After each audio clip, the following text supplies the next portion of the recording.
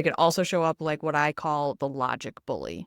And that's, we have all experienced this person, but it's the person that must win the argument with their facts and does not allow things like other people's feelings or other people's sort of trying to put a positive spin on it to win the argument or shut the argument down. So if we use a really contentious topic like politics, a logic bully in a conflict like that would be like, fact, this person's voting record is blah blah blah. Fact that, right?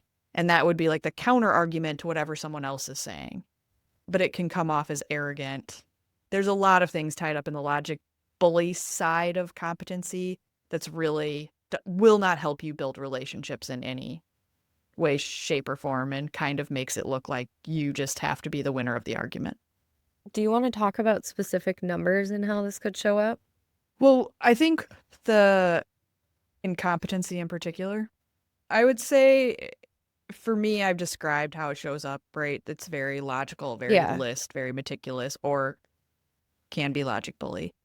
I think I have experienced with ones and threes, so the other two numbers in the competency. I have also experienced a form of logic bully with them, a form that's like very black and white. But aside from that, I think ones.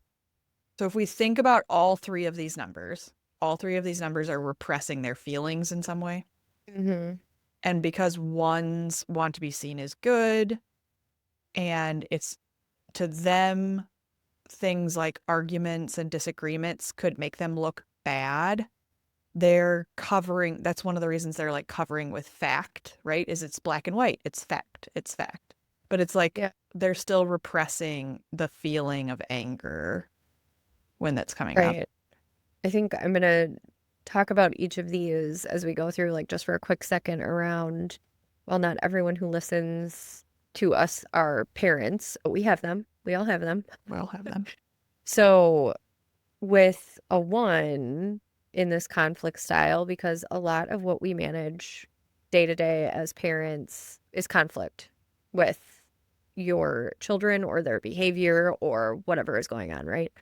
So with a one that's really rooted in like shoulds, in fairness and right and wrong, as we think about that, a challenge for the one parent or something to think about if you have a one parent is what would it look like to be curious about imperfection?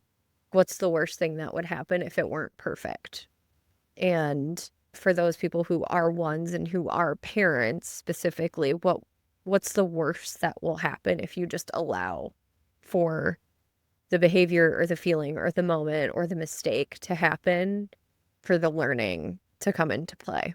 But so much of what I manage with my kids every single day is like rooted in conflict. So I'm just gonna like give a little flavor of this for each one. Yeah. Yeah, I think that's important too.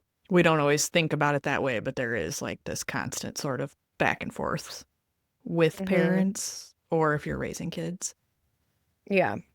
All right. So threes use the logic again to not deal with the feeling. They're setting aside the feeling, but they also use the logic because it's most efficient for them.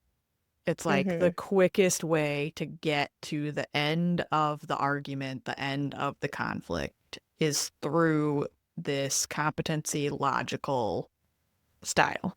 And that they Yeah. want to be efficient. Threes want to be efficient. I was just gonna say that is totally how it is from my second highest number being three. I can relate to that. The example that I can give you is like when your kid is in that stage of like, I'm gonna do it myself. And you're like, oh my God, we're 5 minutes late. Like, for the love of God, can I just put on this freaking shoe?